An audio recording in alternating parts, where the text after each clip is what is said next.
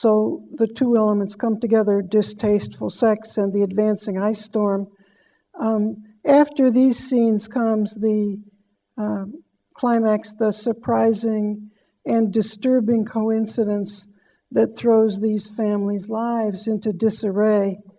I won't tell the plot development about that since many of you are going to see the film tonight, and I don't want that spoiler for those of you who didn't see it yet.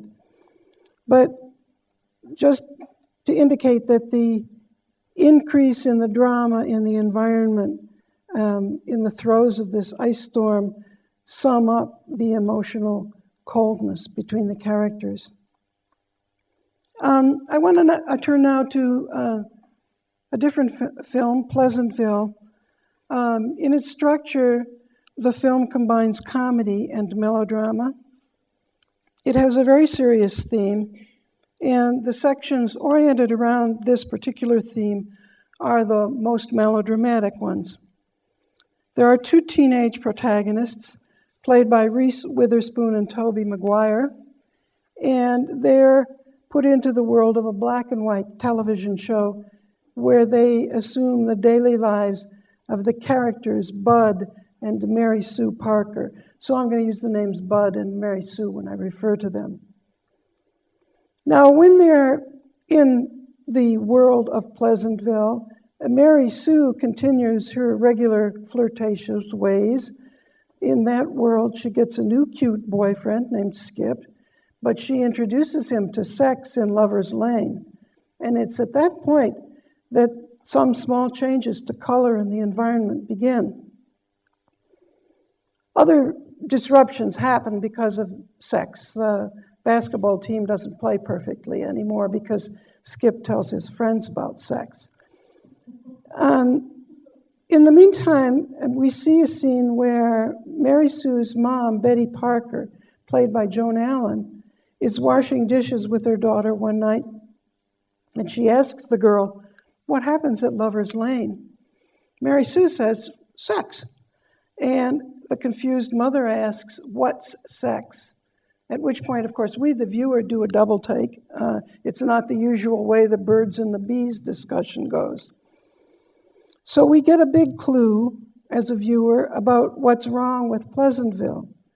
And the rest of the sequence will reinforce that first impression. Well, Mary Sue explains, and the mother adds after that explanation, "Your father would never do anything like that." So Mary Sue, unfazed, goes on to explain about how to enjoy yourself alone.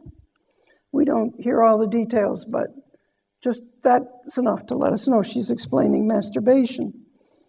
Then we see the father, played masterfully by William H. Macy, climbing into his single bed with his glass of warm milk, asking his wife when she's coming up. Such an image is like a tableau. It's a visual, almost static image that sums him up as a type. And it leads us to make a judgment about him, thinking that he's out of touch and ineffectual.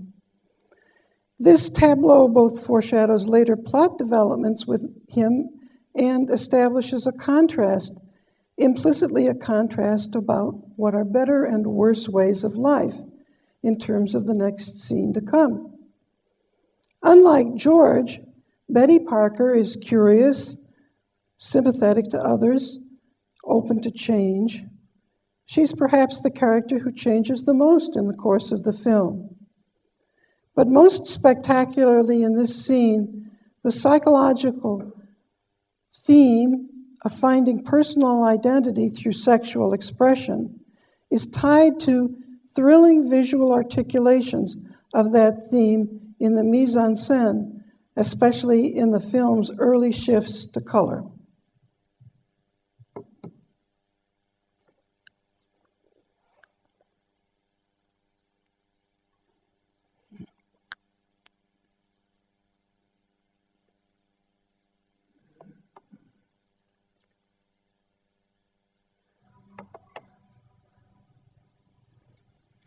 Very sweet. Yeah? What goes on up at Lover's Lane? What do you mean? Well, you hear the these things lately. Kids spending so much time up there. Is it holding hands, that kind of thing? Yeah. That. What? It doesn't matter. No, I want to know. Well. Sex. Oh. What sex?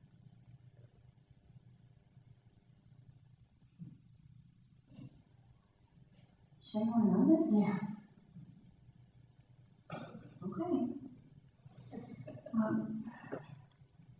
Simone, when two people really love each other very, very much,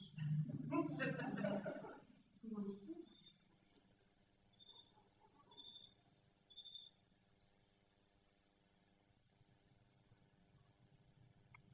Are you okay?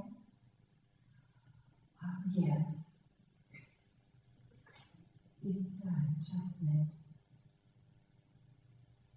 no one would ever do anything like that. Ah.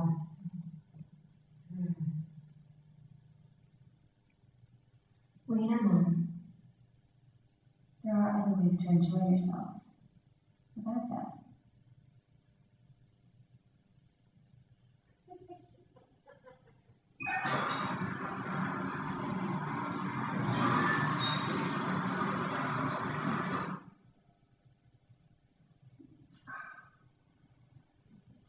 Sweetie, you coming to bed? Yeah, I'm just going to take a bath first.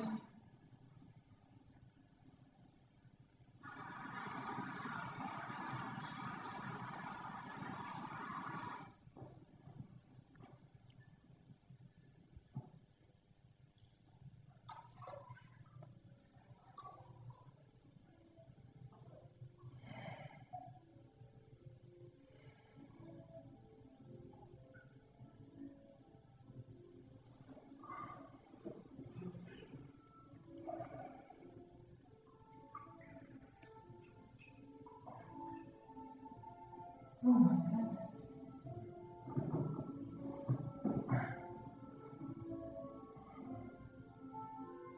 Oh my.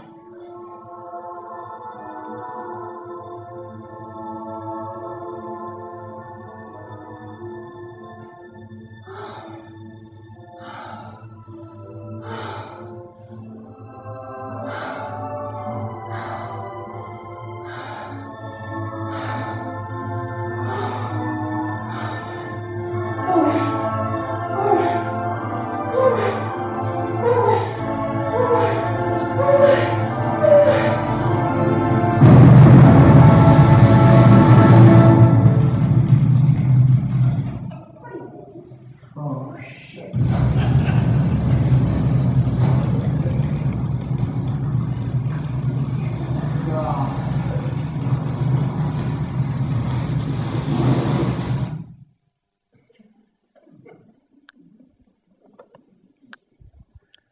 I didn't want to tell you about the most spectacular element of all. And notice how the fire bursting into flames is what we would see in melodrama, a complete coincidence. Okay? There really is, you could say, the energy released in the air caused that tree to that tree to go on fire. But it really is a symbolic element of the environment. Furthermore, another thing which I'd forgotten to mention is the chorus of angel voices. Again, not a realistic element, but an emotional element, right? So you see both the chorus of angel voices and the tree bursting into flames create a visual parallel to the quality of the emotional experience.